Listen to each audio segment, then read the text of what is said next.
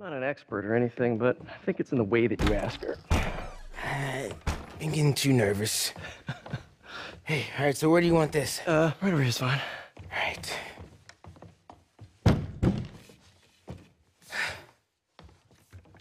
Hey, so Pete? Yeah.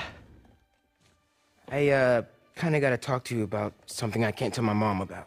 What's up? Well, weird things have been going on. Like, physically. Oh. Oh. Well, you know, you're at that age where your body starts to change. And so you may be noticing some areas, No. for example. Not that. I think it's better that I just, I show you. No. It's pretty weird, right?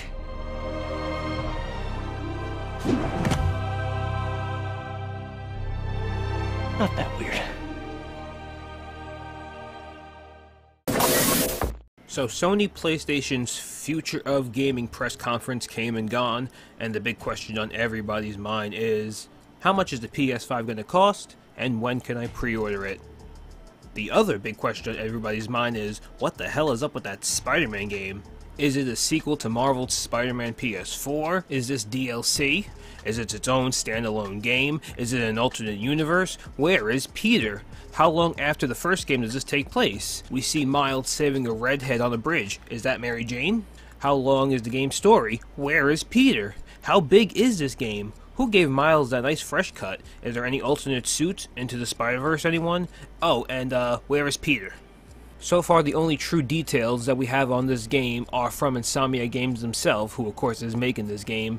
They posted, Marvel's Spider-Man, Miles Morales, is the next adventure in the Marvel's Spider-Man universe. We will reveal more about this standalone game at a future date. Hashtag Miles Morales PS5. Well, first of all, hearing Insomnia Games talk about a Marvel Spider-Man universe makes my pants get a little bit shorter, because that means the possibilities are endless. We are getting a Miles Morales standalone Spider-Man game, which means maybe in the future we could get a Spider-Gwen standalone game, a Spider-Man Noir standalone game, Spider-Man 2099 standalone game, whatever they want to do, the possibilities are endless to go alongside with the core Marvel Spider-Man PS4 sequel.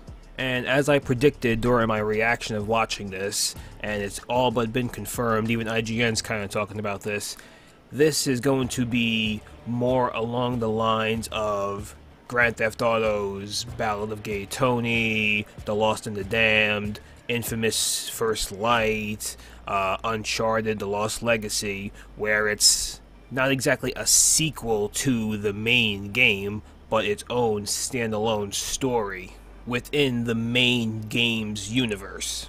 Everything else up to this point is just pure speculation.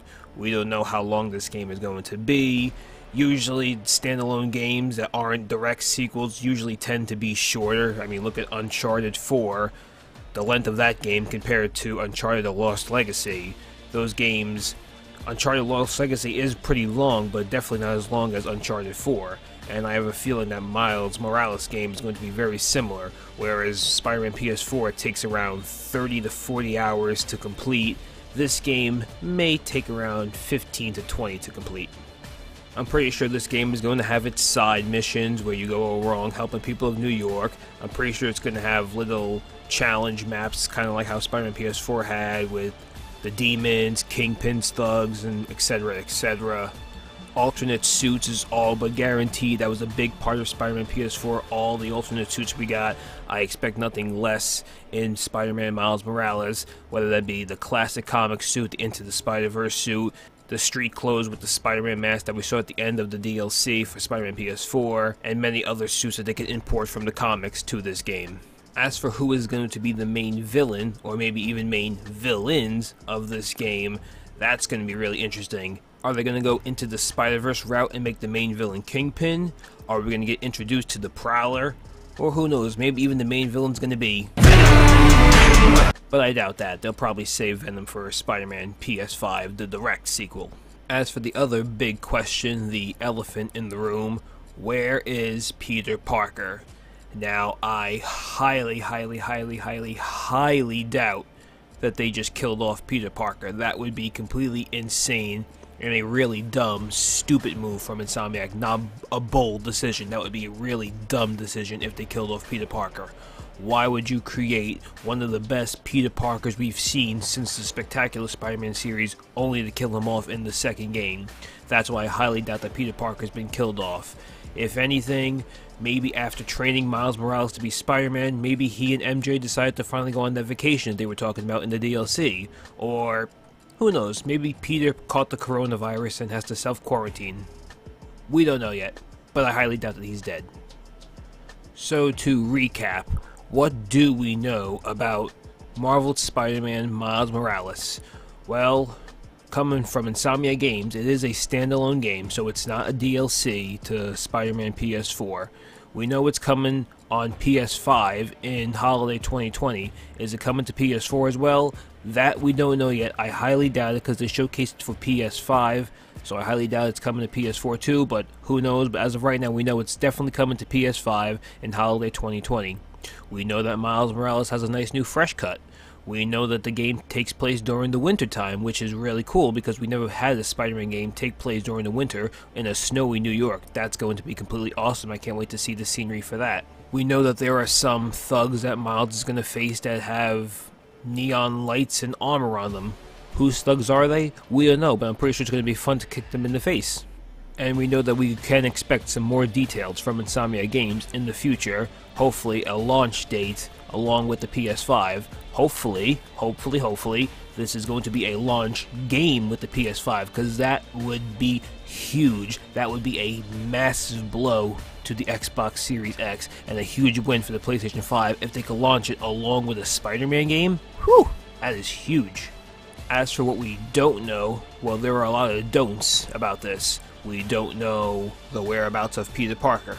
We don't know who the main villain of the game is going to be. We don't know the launch date of this game. We don't know how long this game is going to be. We don't know how big the map is going to be. We don't know if we're going to get any kind of cameos, whether it be from Miles' mom, from MJ, from Peter, or anybody else from the original Spider-Man PS4. Although I'm pretty sure we're going to see a couple Easter eggs for the sequel.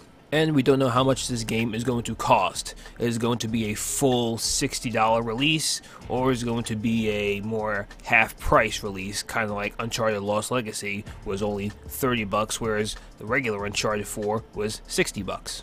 Hopefully we'll hear more details and all these questions can be answered in the near future, as the launch of PS5 and holiday 2020 in general is seamlessly right around the corner. All I know is that I am very hyped for this game. I can't wait to play it. You know I'm going to be doing it right here on the ELT Network. Hope you guys will join me for that. And I know a bunch of you are excited for this game as well. What are your thoughts on this game? Are you excited? I'm just assuming that you are. Are you really excited for this game? Or would you rather just have a direct sequel to Spider-Man PS4 instead of having this spin-off standalone game first? Let me know all that in the comment section down below. And until next time, this is your friendly neighborhood ELT, speculating on Spider-Man games, and now, signing out. One thing I know for sure, don't do it like me.